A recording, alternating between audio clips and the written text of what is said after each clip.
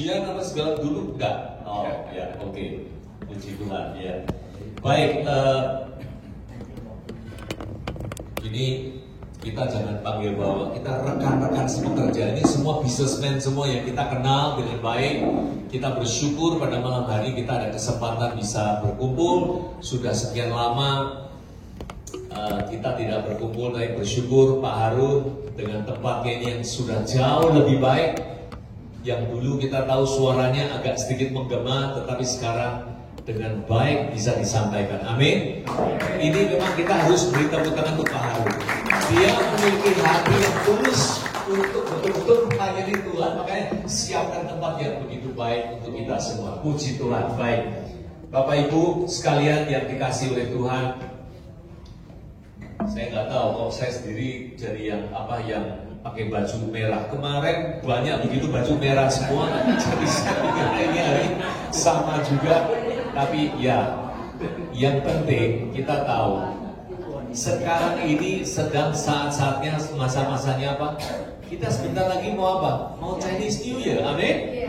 Puji Tuhan, kita selalu bersyukur, berterima kasih kepada Tuhan. Ya. Nah, malam hari ini tidak jauh dari topik itu. Ya, seperti apa yang Bro Hendrik, mana Bro Hendrik? Ada di mana dia? Oh, oke, ya. Dia mengatakan tolong dong bicara soal topiknya yang menyangkut kita punya perayaan ini. Nah, maka itulah malam hari ini biar kita sharing betapa dahsyatnya Tuhan betul-betul hidup di tengah-tengah kita semua. Amin. Nah, salah satu contoh nanti paparannya Pak Sukma, biarlah kita renungkan baik-baik. Kita sungguh bersyukur kepada Tuhan. Nah, topik malam hari ini tidak lain yaitu apa yang sudah, apalagi beberapa yang sudah tahu Chinese, which is we call it Kuonian. Ya, Kuonian. Ya, Tionghi dulu dong, terus angpaunya. Ini selalu tradisi yang dimana-mana pun juga dilakukan di tengah-tengah orang Chinese. Amin. Ya. Nah, apa sih namanya Kuonian ini? Nah, itulah coba kita renungkan baik-baik. Dan ternyata Tuhan bekerja di seluruh lini aspek hidup manusia, khususnya Chinese yang menjadi bangsa yang begitu besar dan sungguh luar biasa Tuhan bekerja. Entah bagaimana caranya kita juga bingung, tapi kalau kita melihat fakta yang begitu hebat, yang luar biasa Tuhan bekerja. Nah, apa artinya Kuonian itu? Ya kan? Nah, ini mungkin agak kurang begitu. Nah, tahun baru Imlek, Kuonian lah. Nah, Kuonian lah, kita semua Kuonian, ya kan? Semuanya bersuka cita di sini, kongsi Kuonian lah, apa segala macam. Ini semua adalah ucapan-ucapan yang sering kita dengar di tengah-tengah di mana kita sewaktu Xinjia akan diadakan. Arti dari Kuonian itu apa? Nah, kita tahu yaitu Kuonian, Nian itu artinya Mandarin kita semua tahu. Nian itu adalah apa? Waktu, tahun, ya kan? Tahun, Ipai Nian, Liang Pai Nian, apa gimana? Nian itu selalu terukur dengan waktu. Tetapi dalam aspek ini ada khusus artinya. Apa yang dimaksud Nian itu, ya kan? Nah, Nian itu kalau kita lihat coba di sini, Nian So, ini adalah Nian ternyata berhubung dengan binatang buas. Maka itu namanya Nian. So itu so itu binatang. It's a beast gitu kan. Nah, inilah legend of the old Chinese punya history gitu. Nah, coba kita renungkan bukan soal waktu, tetapi soal beast ini yang dimaksud dengan Nian. So inilah. Nah, ini gambar-gambar ini banyak sekali yang mengungkapkan apa yang story-nya dari itu semuanya. Nah, contohnya, ini saya kurang jelas. Begitu banyak legend. Ini ada legend cerita kuno, ya kan? Legenda punya cerita dulunya, digambarkannya sampai begini gitu. Nah, salah satu ungkapan, yes, pada list, ya. Nah, seperti ini, seperti apa? Seperti barongsai apa? Itulah background dari dari binatang buasnya ini. Makanya nih muncul gambaran yang macam-macam menceritakan soal bagaimana tentang binatang buas ini. Nah, Mandarinnya sampai begitu complicated. Di sini namanya Lieko itu adalah binatang buas yang semacam anjing. bentuknya kayak anjing gitu ya. Nah di sini dikatakan lietling. Lietling itu adalah menjangan gitu loh, kambing yang di atas gunung itu namanya ling. Jadi lietling, bahkan lietse itu juga seperti apa? Seperti ini, lizard yang gede. Nah ungkapan-ungkapan inilah menandakan bahwa Nien itu selalu dihubungkan dengan binatang-binatang yang berupa-rupa itu. Belum lagi ada tulisan yang ini namanya yen. Yen ini juga salah satu yang sebutan dalam Chinese itu ada satu binatang yang juga disebut apa? Fei Fei. Yen namanya. Itu juga salah satu ciri-ciri dari binatang buas ini. Nah, coba kita lihat dari ininya aja. Atasnya ini cen, bawahnya ini kayak apa? Kuda. Ya. Nah, makanya bentuknya itu kayak begitu-gitu. Itulah apa uraian-uraian dari Chinese kuno yang mengenai hal itu. Nah, ternyata hubungan dari Nien ini menyangkut nama-nama binatang-binatang yang digambarkan itu semua adalah binatang yang buas yang selalu itu. Nah, ceritanya begini. Jadi coba kita lihat. The legend story itu adalah a fierce monster, ya kan? Called Nien. Jadi monster itulah disebut namanya Nien, who came out every year to eat humans. Jadi ini ceritanya singkatnya gini. Jadi ada cerita legenda dulu ini sampai sekarang turun-temurun terus. Ini binatang buas sekali, tinggal di dalam laut.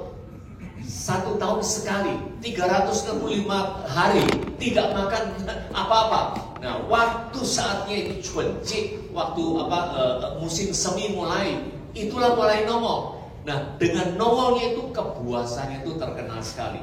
Jadi begitu nongol selalu makan orang, makan semuanya yang ada. Jadi ini membuat ketakutan setiap orang. Jadi kalau udah tahu masanya mau datang, semuanya pada lari ke gunung, lari kemana untuk menghindar Nien ini, binatang buas ini yang akan muncul ini. Makanya di sini dikatakan, nah akhirnya orang mulai tahu apa yang ditakutkan oleh binatang ini. Ternyata tidak lain yaitu color, red color. Itu yang menjadi binatang ini sangat takut. Sama apa?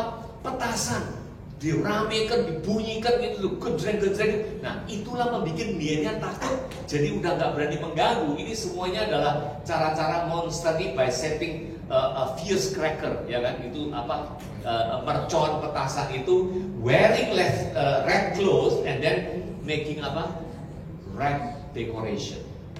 Nah, inilah story-nya dari Nien itu untuk bagaimana pencegahan dari binatang buas ini yang selalu memakan jiwa, nyawa manusia itu. Nah, beranjak dari situ kita tahu ini ada maknanya, bukan sekedar hanya cerita-cerita begitu aja, ya. Nah, ini seperti tadi ya. Nah, ternyata ceritanya begini, teman-teman. Jadi kita harus tahu bahwa ternyata yang disebut merah itu terkutip di dalam Alkitab. Ini sangat alkitabiah, yaitu tidak lain diteteskan atau dioleskan darah.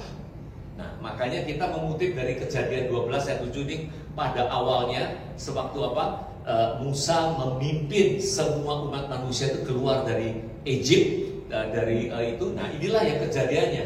Jadi darahnya itu harus dibubuhkan pada kedua yang itu pada ambang atas. Jadi bukan kanan kiri aja, tapi juga atas.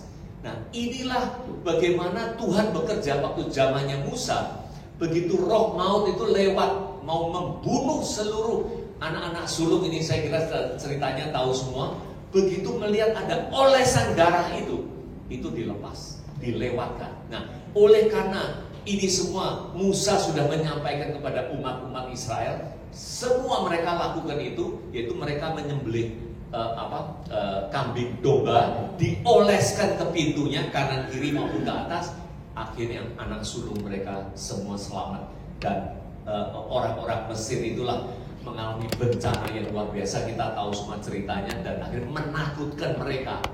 Ternyata Allah Israel itu begitu dahsyat, begitu hebat. Nah, inilah semua ceritanya kita tahu. Jadi anak sulung ini, anak manusia sampai anak binatang akan kubunuh semuanya. Allah di Mesir itu akan dijatuhkan hukuman itu. Nah, dengan darah ini, ya kan? Dikatakan di sini menjadi tanda bagimu. Pada rumah-rumah kamu tinggal, apabila melihat darah itu, aku akan lewat. Tidak akan ada tulah kemusnahan di tengah-tengah kamu apabila Tuhan itu menghukum Mesir. Bayangkan Bapak Ibu semuanya, dari sinilah bangsa Israel selamat dari Mesir karena menunaikan semuanya ini dengan mengoles darah yang di kanan kiri. Nah, tidak lain makanya dengan itu. Inilah sebetulnya legend story ataupun tradisi dari Tiongkok. Kenapa setiap kali ada perayaan itu selalu kanan kiri atas ini ditempelin merah-merah begitu. Saya ingat waktu, ya ini pasti Yung istri saya ingat, waktu kita mantu pun juga kita kasih pita merah ya, kanan kiri terus atas. Maknanya tidak lain, keberuntungan, keselamatan dari Tuhan itu yang Tuhan berikan di tengah kita lakukan. Nah, ini adalah tradisi-tradisi tentunya, tapi makna dari Alkitabiahnya jelas sekali. Nah, ini semuanya pada rame-rame selalu begini untuk tempel-tempelin merah-merah itu dengan mercon, dengan kemeriahan itu. Untuk apa? Untuk menangkal segala keburukan, menangkal segala, ya kalau orang-orang itu kesialan atau apapun. Nah, inilah hal-hal yang bisa kita lihat secara Alkitab tersambung, terkonek dengan baik semuanya ini. Pertanyaannya sekarang, kok bisa Chinese punya tradisi budaya yang begitu kuno bisa terkonek dengan Alkitab yang begitu erat hubungannya? Nah, kalau kita meneliti, ingat Nuh itu punya berapa anak? Semuanya dalam keluarga 3, bersama dengan dia punya suami istri, semuanya ini menjadi 8 orang. Nah, terkenal dengan nama tidak lain Sem, Ham, sama Yafet. Sem itu diduga secara history itu adalah keturunan banyak bangsa Israel sama daerah-daerah Arab, ya kan? Kalau Ham itu udah menjurus kemana? Ke daerah Afrika situ, yang coraknya hitam. Nah, Yafet inilah yang akhirnya merantau, pergi ke Eropa, sempat ke Rusia, jauh ke timur, dan akhirnya sampai ke China dan seterusnya. Nah, inilah catatan-catatan yang kita bisa tahu. Karena itulah bangsa-bangsa di dunia ini termasuk Chinese tidak terlepas dari segala urutan-urutan atau story-story yang menyangkut di dalam Alkitab itu. Amin. Kita memiliki Allah yang hidup, yang begitu concern untuk semua hal-hal yang menyangkut itu. Nah, sebelum itu tadi saya cerita soal Nuh. Tahukah kata-kata ini? Kita semua tahu, yaitu di dalam cuan. Ya, Mandarinnya cuan. Cuan itu pinggirnya ini cow namanya. Cow itu kapal kecil, ya kan? Terus di atasnya ini apa? Angka apa? 8. Bawahnya itu ko. Ko justru manusia. Ada 8 manusia di atas kapal itu. Ini tidak lain ceritanya apa? Nuh. Wow. Nah, inilah hal-hal yang perlu kita bisa pahami. Begitu luar biasa. Mandarin itu terkonek semua dengan itu. Satu lagi katakan, ini masih banyak, tapi saya hanya kutip yang penting-penting aja. Ini namanya siapa? Mungkin banyak yang tahu. Bukan wo. I, ya. I. Nah, I itu apa? Atasnya ini, coba pikirkan, atasnya ini apa? Iya. Iya itu apa? Lamb. Domba, lamb, ya kan? Bawahnya ini, nah baru tadi yang diucapkan apa itu? Wow, ya kan? Nah, di atas domba ini aku menjadi dibenarkan. Wow, luar biasa. Jadi hanya aku menyanjung tinggi sang domba itu yang karena mengkorbankan bagi kita, aku ini semua, wow ini semua, aku menjadi dibenarkan. I then become righteousness. I then become saved and receive the salvation from God. Nah, inilah semua ungkapan dari Mandarin itu begitu banyak well connected dengan apa arti sesungguhnya dari Alkitab itu. Satu lagi nih, Ini siapa yang tahu? Pasti semua tahu. Ini surname, apa ini? Marga yang terkenal. Wang. Ya. Wang. Wang itu artinya apa? Raja, betul raja. Nah, kenapa bisa raja? Coba kita perhatikan hurufnya ini. Kalau sang langit di atas ini dikonekkan dengan yang bawah di bumi ini oleh salib. Dia itulah sang raja untuk umat manusia yang menghubungkan atas langit maupun juga bawah bumi manusia itu. Wow, luar biasa. Inilah raja kita, inilah Tuhan kita, Yesus Kristus. Amin. Kita berdoa. Itulah begitu terkonek dengan baik. Makanya kita tahu bahwa Tuhan itu bekerja secara luar biasa dalam setiap aspek apapun juga. Nah, lebih daripada itu, coba kita perhatikan. Ini kan tabernakel. Ini kan apa? Ceritanya, kalau tahu. Kalau bangsa Israel apa? Membawa apa? Tabut perjanjian, ya kan? Ini kan tabut perjanjian, kira-kira beginilah. Itulah apa uraian dari apa Daud sampai menari-nari dan sebagainya untuk menjaga tabutnya ini digendong begitu dengan beberapa orang, dan orang itu harus kudus. Kalau tidak akhirnya menyentuh, akhirnya mengalami kematian. Dan ini semua story-nya itu semua. Nah, coba bayangin ini apa hubungannya? Kita perhatikan. Ini bangsawan Congkwo, bangsawan orang Congkwo dulu kuno, Tatiju, apa ini? Tuan tanah yang besar. Ini seperti Pak Harun. Ya. Ini kalau di Congkwo ini dibopong-bopong begini. Iya, bangsawan atau Tatiju, orang yang punya raja tanah, itu caranya mereka tuh dulu tuh menyanjungnya sampai dipikul kayak begitu. Nah, ini similar dengan apa yang ceritanya di situ, ya kan? Nah, coba ini lihat, kalau gambar-gambar ini, kita sering lihat gini kan, gambar-gambar ini. Ini sebetulnya punya tradisi yang mirip-mirip dengan apa tabut perjanjian itu yang digotong-gotong itu. Kalau Israel itu betul-betul Tuhannya, tapi kalau Congkwo ini selalu aku egois, orang raja, orang kaya, orang yang tuan tanah, itu yang dibopong-bopong begini. Nah, memiliki mirip-mirip tradisional. Nah, inilah yang membuat kita semuanya itu terkenal lagi. Kalau kita tahu setiap tempelan di mana-mana pintu yang ada itu selalu tidak luput dengan kata-kata ini. Apa ini? Fu. Fu ini apa? Berkat. Fu ini apa? Hoki, ya. Hoki. Nah, ini apa? Makna artinya apa? Coba lihat sebelah kanan ini. Saya kira kalau yang orang yang tahu Mandarin pasti tahu. Ini namanya I Koren. Satu orang yang Tuhan tuh nubuatkan. Bawahnya ini apa? Dian itu apa? Tanah, ya kan? Jadi ini menyangkut apa? Seseorang yang dinubuatkan, dia harus seumur sehidup yang berurusan dengan rezekinya dia dari tanah itu. Nah, tetapi bedanya ini menjadi menjadi berkat. Bukan manusia sendirian aja yang ini, tetapi pinggirnya ini ada Sen itu artinya apa?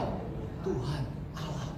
Bersama dengan Tuhan Allah, orang yang sudah dinubuatkan ini menjadi berkat yang luar biasa. Nah, coba kita lihat firman Tuhan yang mengatakannya itu apa? Yaitu di dalam kita kejadiannya itu. Karena engkau mendengar perkataan istriku, engkau memakan pohon itu, kuperintahkan jangan makan. Nah, terkutuklah tanah karena melanggar perintah Tuhan itu, terkutuklah tanah itu, ya kan? Dan bersusah payah rezekimu dari tanah itu seumur hidupmu.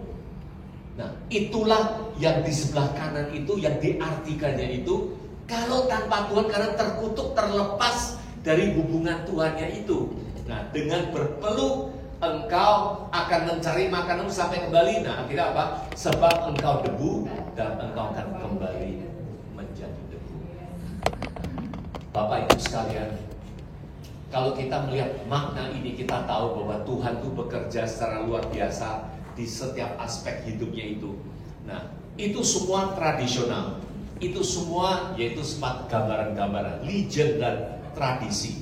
Bukan itu intinya yang kita perlu pahami, Bapak Ibu sekalian.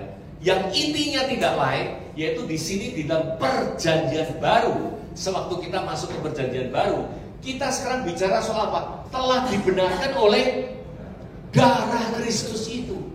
Dulu tuh lambang-lambang, gambar-gambar, tradisi-tradisi, kanan, kiri, dan atas dioleskan dengan warna merah atau darah yang sumir. Tetapi setelah kita masuk ke dalam perjanjian, yang dimaksud darah ini pasti diselamatkan dari murka Allah. Tidak lain, darahnya siapa? Tuhan kita Yesus Kristus yang membayar semuanya ini untuk kita semua. Amin.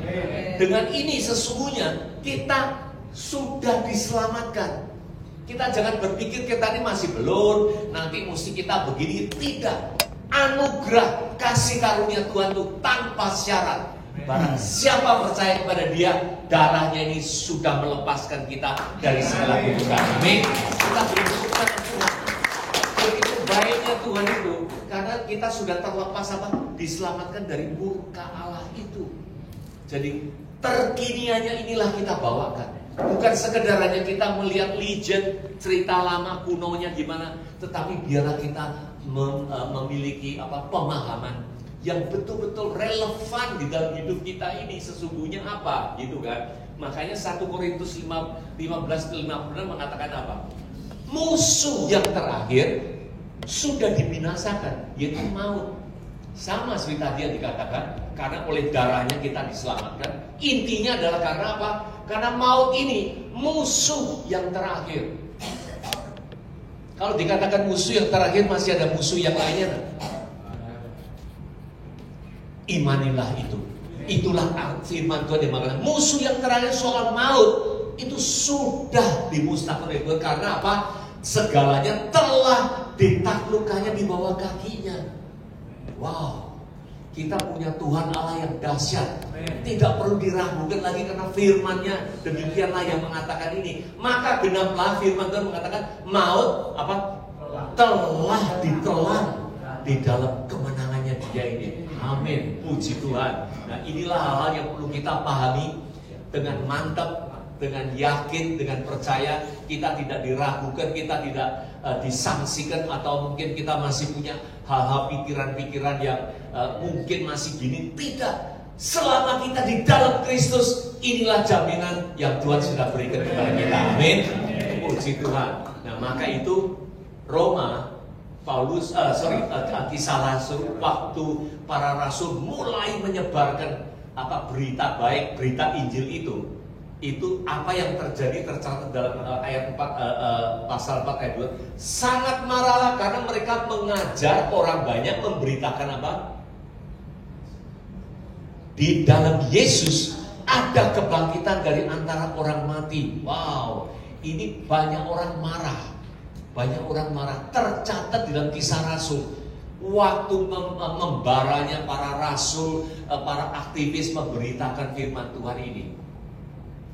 Maukah kita refleksi diri kita sendiri? Apakah kita sudah mengimani bahwa di dalam Yesus ini ada kebangkitannya bagi kita sekarang ini pun juga? Amin.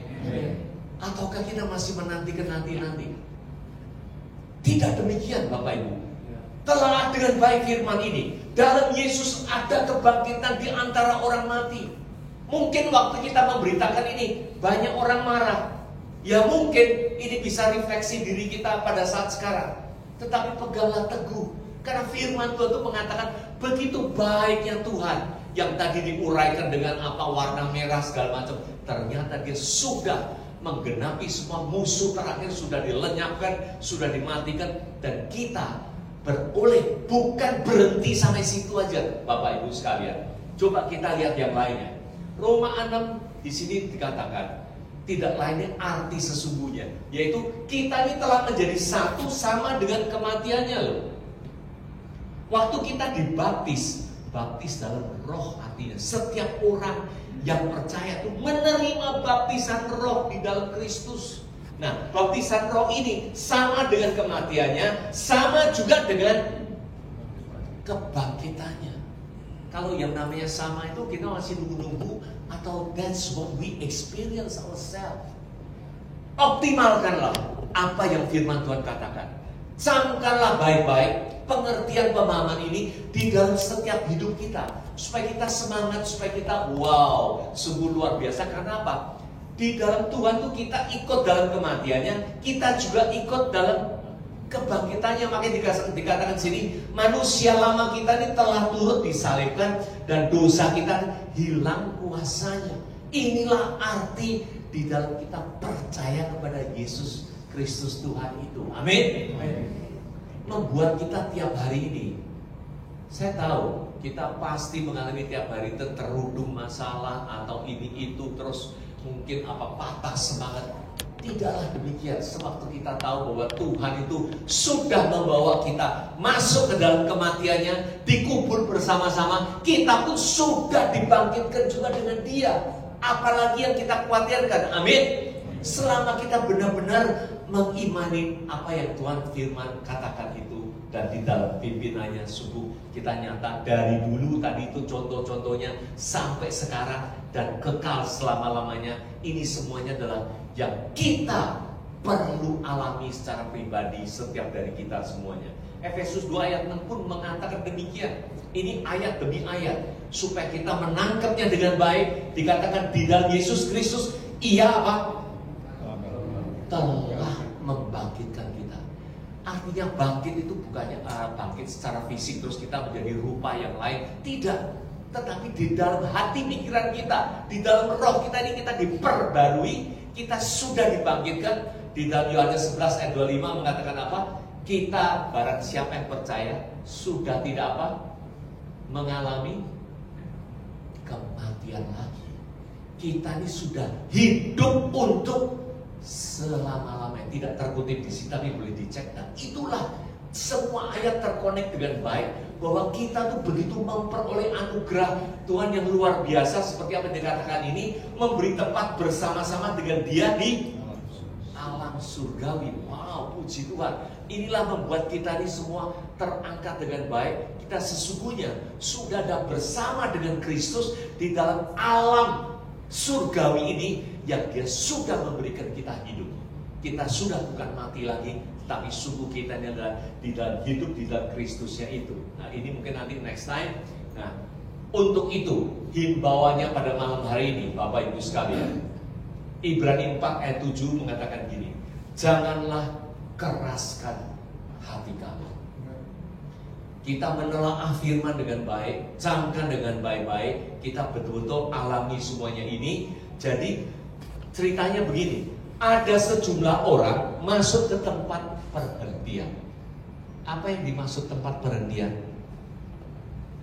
Perhentian itu hari ke-7. Perhentian itu artinya rest in Christ. Itulah Inggris tepatnya itu. Jadi kita ini sudah resting di dalam Christ, yang Dia sudah menyediakan segalanya itu, termasuk tadi itu apa? Bersama dengan kematiannya, bersama juga dengan kebangkitannya itu. So that we are resting in Him. Kita resting in Christ. Jadi ada sejumlah orang masuk ke dalam perhentian itu. Tetapi ingat, lebih dahulu yang diberitakan, mungkin kita ini orang-orang Kristen yang sudah lama, mungkin. Tetapi pemahaman inilah biar kita bertumbuh dengan baik. Jangan sampai tergolong di dalam yang diberitakan dulu tetapi tidak masuk karena ketidaktaatan mereka. Karena tidak mau merenungkan firman-Nya dengan baik untuk kita camkan, untuk menjadi pedoman pemahaman kita yang baik, bahwa kita betul-betul sudah resting di dalam Christ yang sudah melengkapi segala karya keselamatan yang begitu indah dan luar biasa itu. Maka itu himbauannya di dalam Ibrani 4 itu, jangan keraskanlah hatimu. Biarlah kita semua terbuka untuk meneliti, untuk mengetahui, memahami. Inilah karya Kristus yang begitu besar, yang sudah ada di tengah-tengah setiap anak-anaknya ini yang percaya kepada Dia. Amin. Untuk itu, ini ayat. Satu hari istri posting gitu di grup, di family. Wow, ini menjadi menjadi mencuat lagi gitu ya. Artinya apa coba? Di sini dikatakan rambut kepala itu terhitung semuanya. Is there anything else that God will not care about us? Tidak ada. Rambutnya ini sampai dihitung. Ya kan, dikatakan kamu lebih berharga dari burung pipit. Alamilah, ketahuilah, Tuhan yang kita sembah ini sungguh luar biasa, yang betul-betul mengikuti semuanya ini. Nah, come to the end. Sampai akhirnya setelah kita mengetahui ini, apa sih yang diperlukan? Banyak orang mengatakan, ya gini-gini nih teori-teori aja. Ini kan sama kita kenyataan hidup yang sehari-hari kok kayaknya agak lain ya. Tidak relevan ya tuh ya. Coba kita renungkan baik-baik untuk ayat selanjutnya, teman-teman. Di dalam mata Tuhan, kita sering mengatakan kita mengasihi, kita melayani ke sana ke sini, which is good, which is right, nothing wrong dengan itu. Tetapi tahukah inti dari apa maksud Tuhan? Tuhan tuh gini loh, Tuhan tuh ingin seberapa jauh kalian tuh anak-anakku, nah bahkan apa? Muridku, mempelaiku ini mengenal soal aku. Inilah tuntutan Tuhan yang paling esensial.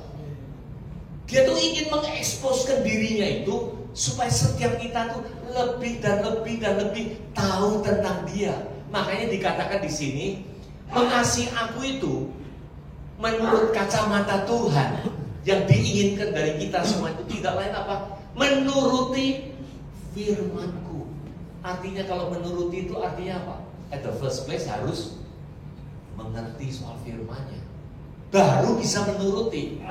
Bukan mendengar gitu toh, tetapi kita cernakan dengan baik, bertumbuh dengan oh ternyata begini, oh ternyata begitu, oh kebangkitan kita alami. Nah ini semua inilah kita mengartikannya ini, kita menuruti firman-Ku. Baru inilah Tuhan mengatakan, anakku, well done.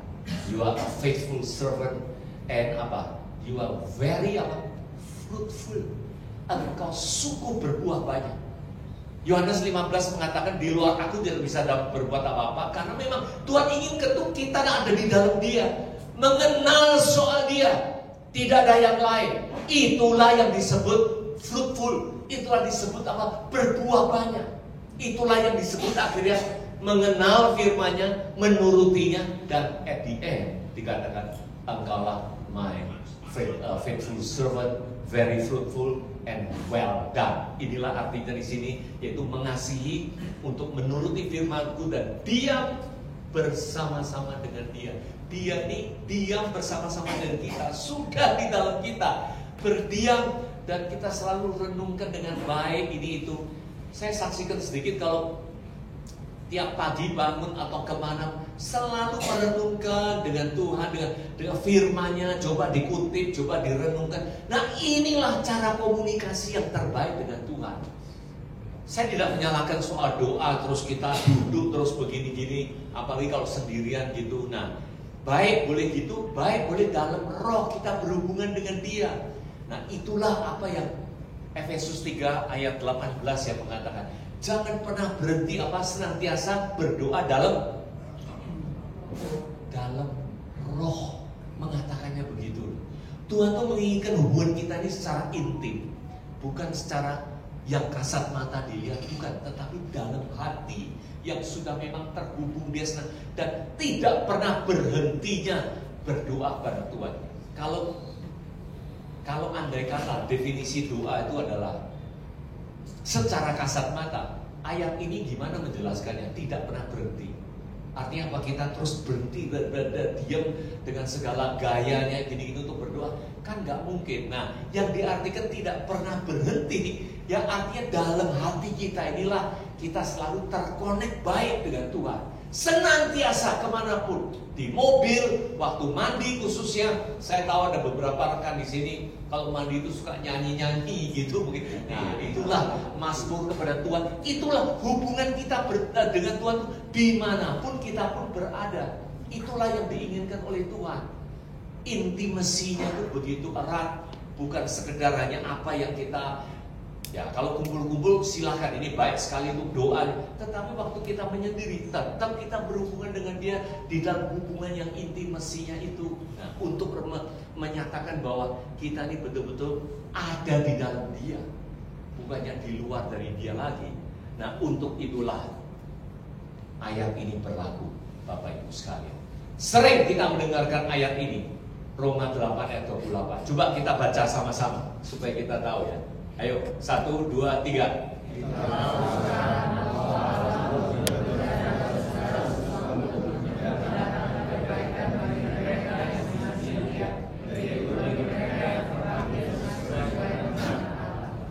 Thank you, puji Tuhan. Ini ayat kita sering dan ini favorite setiap orang. Amin. Termasuk saya juga. Tapi perhatikan baik-baik. Di sini mengatakan apa? Tuhan ikut bekerja dalam segala mendatangkan kebaikan. Nah, inilah yang beyond our measure, beyond our understanding. Tuhan tuh bekerja gimana kita juga nggak tahu kadang-kadang. Amin. Tetapi Tuhan tuh memimpin setiap langkah kita. Nah, ini keajaiban Tuhan, ya kan? Tetapi di sini dikatakan mendatangkan kebaikan bagi yang mengasihi Dia loh. Nah, kalau kita mengerti apa yang dimaksud mengasihi Dia, bukan sekedar hanya kita ikut begini, ikut aktif, itu boleh saja baik. But most important yang seperti tadi dikatakan, itu tidak lain menuruti firman-Ku, mengenal Aku melalui firman-Ku, bertumbuh di dalam firman untuk mengenal Dia lebih dan lebih. Itulah yang diartikan mengasihi Aku itu. Itulah apply untuk ayat ini yang dikatakan yang mengasihi Dia ini akan senantiasa di dalam pimpinannya untuk memperoleh kebaikan di setiap langkah kita. Amin. Kita beri tepuk tangan untuk Tuhan. Biar kita senantiasa, Bapak Ibu sekalian, malam hari ini kita diajak. Kita ini mau selalu terus focusing our mind. Tidak lain apa? Merenungkan kepada Dia. Firman-Nya. Kita, ya kalau bahasa sehari-hari, utak-atik ayat itu. Wow, kalian akan menemukan keajaiban demi keajaiban yang luar biasa. Nah, itulah isi hati Tuhan yang seutuhnya menginginkan kita ini mengenal Dia lebih dan lebih. Cerita sedikit, suami istri hubungan seperti kita tiap hari. Apakah kita percaya bahwa kita sudah 100% misalkan bagi yang tuan-tuan mengenal istrinya? Ada yang ngeklaim itu? Atau sebaliknya, sang istri sudah mengenal suaminya benar-benar? Wow, inilah the basic question yang sampai sekarang kita perlu renungkan ini itu semuanya. Selalu tiap hari ada ini itu. Oh ya, baru mengerti ini maksudnya gini, itunya begitu, atau sebaliknya begitu ya. Nah, that is the mystery. Inilah misteri di dalam Tuhan pun demikian. Kita selalu renungkan ini, menemukan ini, alangkah indahnya. Dan ini membuat kita semangat supaya kita benar-benar mengenal Dia lebih dan lebih dan lebih. Dan tidak akan khawatir, Bapak Ibu sekalian, sewaktu kita sudah berjalan on the track di dalam langkah-langkah demikian ini.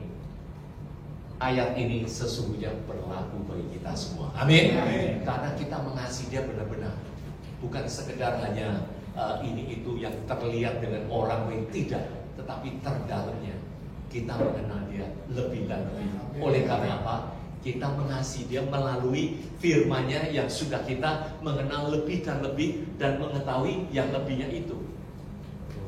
Biarlah ayat ini menjadi pegangan setiap kita mengasihi Dia betul-betul untuk mengenal Dia, menuruti firman-Nya, mengenal firman-Nya itu. Amin. Untuk itu terakhir adalah seluruh keluarga kita diberkati, yaitu Chinese word-nya tidak lain Fu. Seluruh keluarga akan diberkati oleh Tuhan karena kata-kata Fu ini tadi kita udah artikan dengan baik. Kita bersama dengan Tuhan, kita bersama dengan Tuhan supaya sekeluarga kita semuanya ini sungguh ada di dalam limpah ruah berkat Tuhan, baik jasmani maupun rohani. Ini semuanya lah karya Tuhan di tengah-tengah hidup kita yang tidak kita bisa ketahui dengan baik, tetapi kita pasti bahwa segala sesuatu membawa kebaikan bagi setiap kita semua. Amin. Puji Tuhan. Thank you. Christ in you. Thank you.